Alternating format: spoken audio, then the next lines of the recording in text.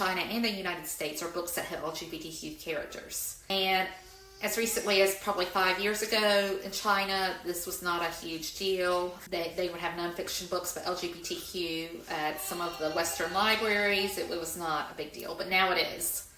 And in the United States, it's also a big deal. Many of the books that are banned have LGBTQ characters, and the reasoning is that they are obscene. Another thing that's really behind a lot of the book bans in both countries is the idea of promoting that country's culture above other countries and not having diverse viewpoints. So both China and the United States, books from foreign authors are largely challenged or banned. In China, there cannot no longer be any English textbooks written outside of China used for English teaching, which seems absurd because China is first language is not English. Of course, you would materials from other countries, but that's out of this concern that they have to have Chinese culture presented as the best way. And in the United States, many seemingly innocent books, books that don't have a lot of things that might be considered inappropriate are being banned.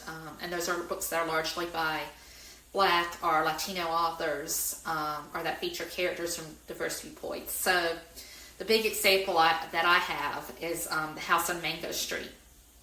And this is a book that it's very easy to read. It's in the form of poetry, and it talks about a girl's experience growing up. And looking at it, there's very little that you can argue with. And even in the book looks, it was only a 2 out of 4. And I think it was 4 being the highest, the most obscene or the most inappropriate, and 1 being nothing. And I think there was something about parental authority, about how, there was lack of parental authority in the book, and that somebody went to jail. That was considered obscene in recognizing that people go to jail in this country, and they do a lot. And that was one of the books that was up for banning in South Carolina.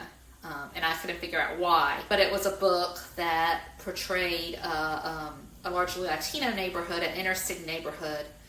And therefore it was deemed dangerous because it was not promoting the traditional family and the traditional culture. And again, this is something that in the United States they won't come out and say, oh, it's because it's a Latino book. They made up these things about how, it had a character for going to jail, and there were fights. It said something about there were fights between some of the characters. You have fist fights. Ridiculousness, really. But that was used as a pretext to try to ban this book. And that's been a very, very challenged book. And again, looking at it just from an objective standpoint, you wouldn't understand why. The other thing that's really challenged in both of these countries when it comes to book bans are the nation's history. And in China, this is very much a thing that's been, since the revolution, it's been very, very censored what type of history is taught. And they're very, very concerned when it comes to books that only